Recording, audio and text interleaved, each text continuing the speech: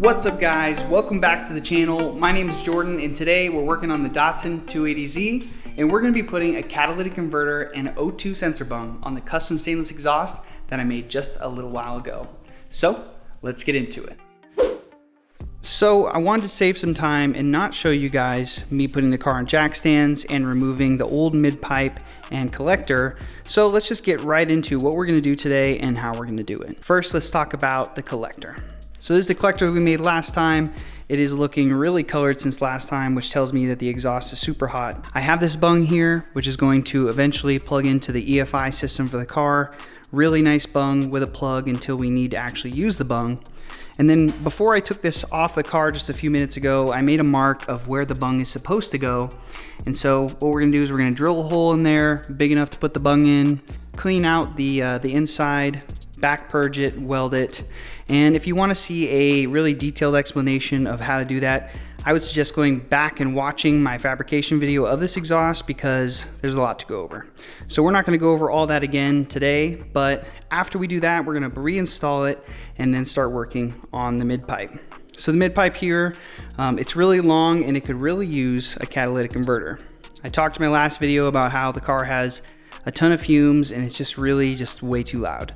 So that's what sparked me to get that. I also have to get the car smogged in a couple months, but I think this is gonna be a really good combo. We're gonna have this here for the EFI, this for emissions, sound, and for fumes, so that way we're not passing out while driving the car. But just so you guys know, this is a 59926 model MagnaFlow catalytic converter with metallic substrate, so a really high quality unit, and let's get started.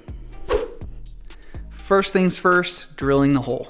And I know that drilling a hole seems like it'd be something that is just really simple, but on a rounded surface, it can be a little bit difficult. So I have a center punch here, which I'm gonna use to make an indent in the middle of this mark here.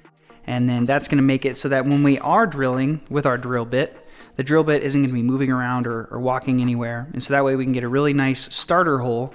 And then I got a step bit, which is an awesome piece of equipment here. Note that's like 60 bucks, so we gotta take care of that. But yeah, I'm gonna make a 1-inch hole for the bung because it has this little step on here. And then it'll slide in. We can clean out the inside of the tube, tack it up, weld it, and put it on the car. So let's do that.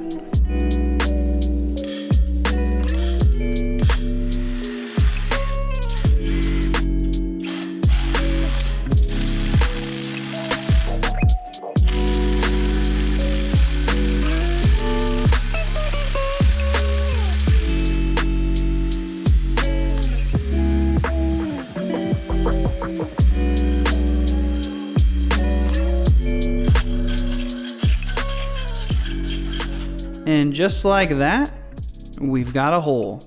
But it wasn't the step bit that did the job. This thing did some work, but really it was the Wen detail filer. So love that tool, it's my favorite. But here, I'll show you the results. Put this bad boy in here. Got a little bit of a gap that I'll have to weld through, but it's not too bad. I actually used the detail filer to alter it a little bit because before it was sitting like that, which is very high. But then I ground down this edge here on either side and then it kind of sits it in there real good. So off camera, I'm gonna go and get this cleaned up on the inside and out and get it ready for welding.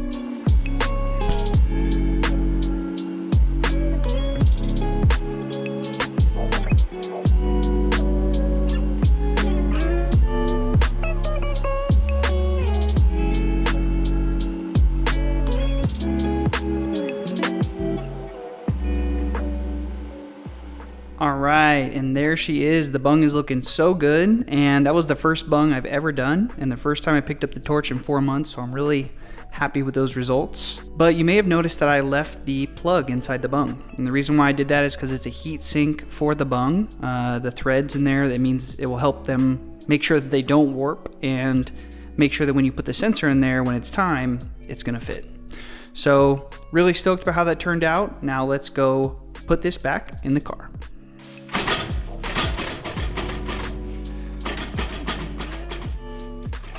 So now that the collector is in the car, time to work on the mid pipe. And so the game plan is to take the catalytic converter and put it as far forward on the exhaust system as possible. And with the space that I have, this is about as far forward as I think I can put it. So what I'm gonna do is I'm gonna chop right here. I made some marks earlier before I took this off the car. Chop it here, and then hopefully we can get this lined up and fitting well. So let's get to cutting.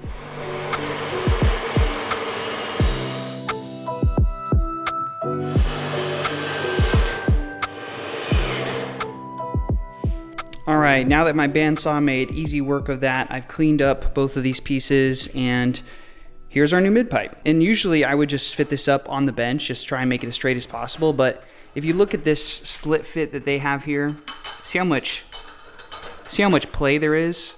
Basically, if I try and tack this up, there's a really big possibility that it's gonna shrink where I tack, it's gonna move the fitment, and there's a really high chance that it's just not gonna fit.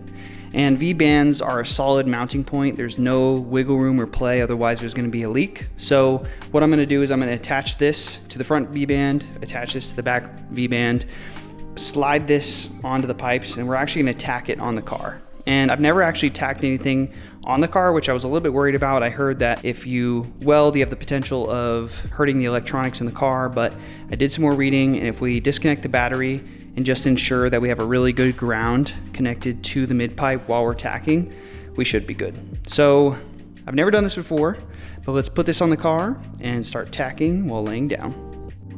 And this is how it's sitting, and to me it looks really good. I mean, I wish that the catalytic converter can be even more forward on the exhaust, but you know, you live and you learn. I'm sure it'll work just fine. So I'm gonna go take out the battery and move my welder, and let's get putting this thing together.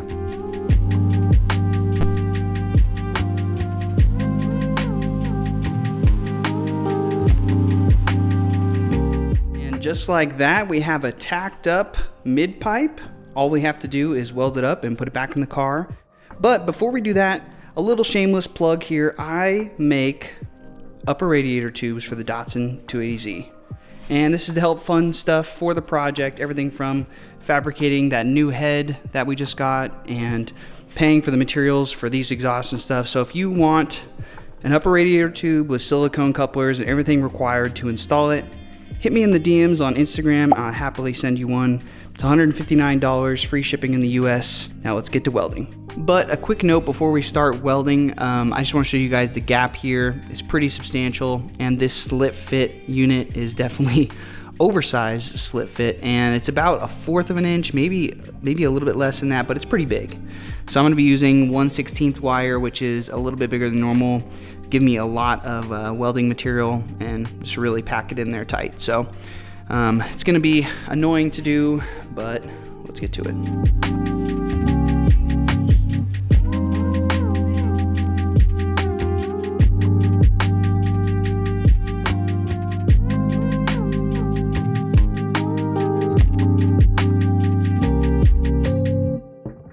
It's all welded up, and welds could look better, but they're just fine. But it's interesting how you can see how as the gap got bigger, the welds got uglier and uglier and uglier and uglier and uglier. Overall, they're fine, but you know, appearances could be better. All right, let's put it back in the car and see how it sounds.